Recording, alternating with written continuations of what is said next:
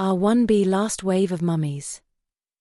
Early Y-DNA R1b represents the last stage of the spread of American mummification across the world. The Y-DNA haplogroup R1b is the dominant haplogroup in A, modern Europeans, B, modern Western Eurasians, and C, also still found at higher frequencies in some Berber groups and other Chadic-speaking populations in Africa, as well as D, in the Canary Islands, Green Sahara and Egyptian mummies. Since the Green Sahara became extremely arid roughly 5,000 years ago, we cannot expect to find large populations anymore in it. Canary Islands Americas and Atlantis logistics. Were the Canary Islands the hubs and logistics for the out of the Americas? Regarding the Canary Islands and islands further west, once the provingly migrations and population turnover events coming from the Americas, or from Atlantis if you prefer, came to an end, this from 4,500 years ago to roughly 3,100 years ago. Also the logistical functions of all islands west to the Atlantic facades and Mediterranean came largely to an end.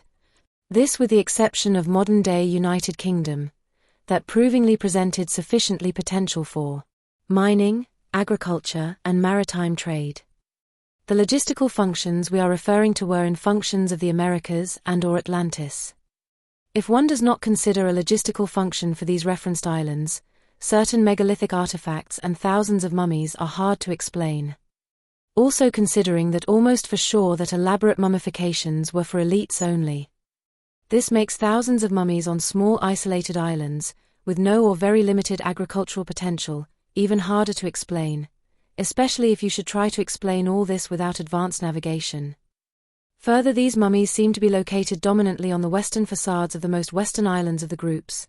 That means looking or pointing to the sunset, but also to the Americas and to an eventual American Atlantis, that in this view cannot be the Azores themselves, nor Ikhat in Africa. Consensus veils. Irish portal tombs, dolmens across the world are dated 4000 to 3000 BCE. There is no way to assume that there would be several Irish portal-like tombs, dolmen-like structures on remote and isolated islands, much later than those in the rest of the world. In fact, quite on the contrary.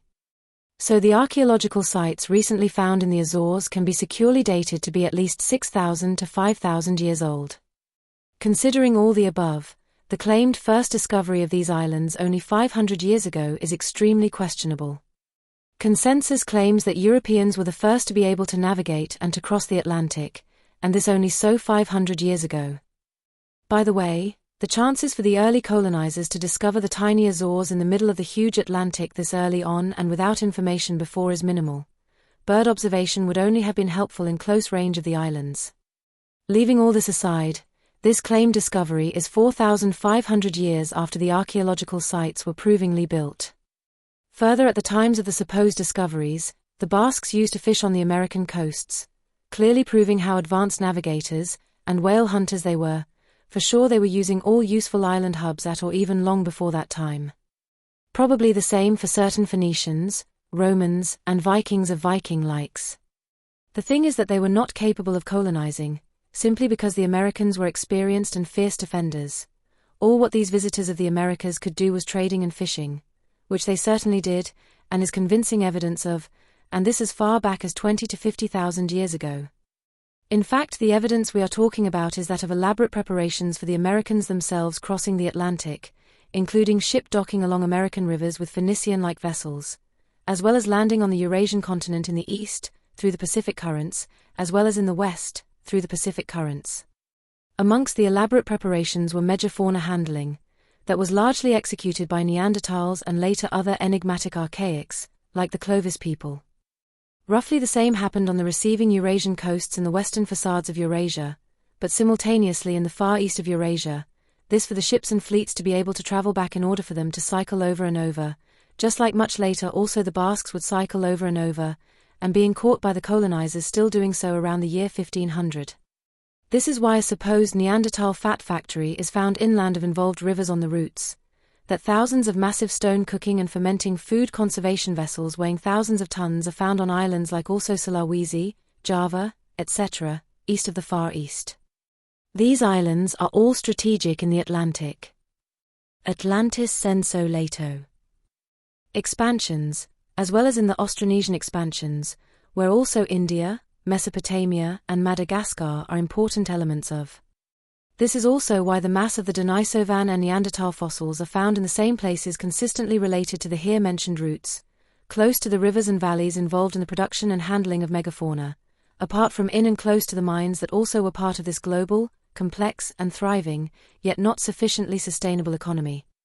Atlantis senso lato.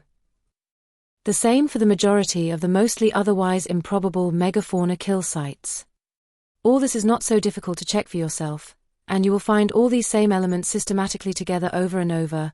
Further, you could find that the same places are related to the supposed places of meteorite impacts, all wrongly supposed to be at some point in time in the Younger Dryas, and continuously across the supposed and also improbable Younger Dryas meteorite impact boundary.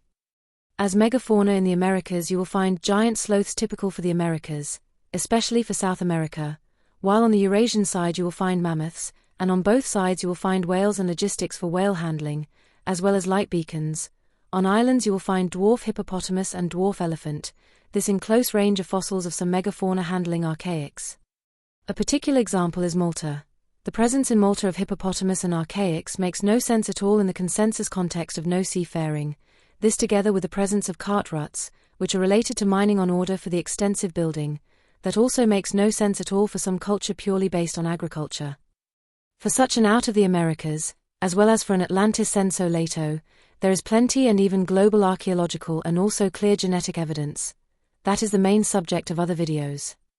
All this would mean that at least some of this knowledge had been lost long before in periods of collapse. So it's quite clear consensus and historians should have doubts and questions, but they do not seem to have questions at all. Also, the archaeological sites make clear that these were not restricted to stone tool users, nor to primitive farmers, and certainly not to hunters only. The megaliths and artifacts across the Americas as well as on these East and Mid-Atlantic islands only could have been made by advanced civilizations. Quite probably one and the same, called Atlantis by some. It is clear that any such advanced civilizations would be seafaring, and obviously would not be limited to such small islands, but instead form and make good use of the best of the island hubs, and we discussed only some of the evidence for this. As said, these archaeological sites were surely part of and built by a transatlantic or probably global economy and culture that would fit the name Atlantis, especially since making intensive use of also the Atlantic Ocean when navigating forth and backwards to Western Eurasia and Africa. Unwillingness to recognize history. Cannot recognizing and not even mentioning these facts and key events be called unwillingness and or incompetence at best? What else are they capable of not recognizing?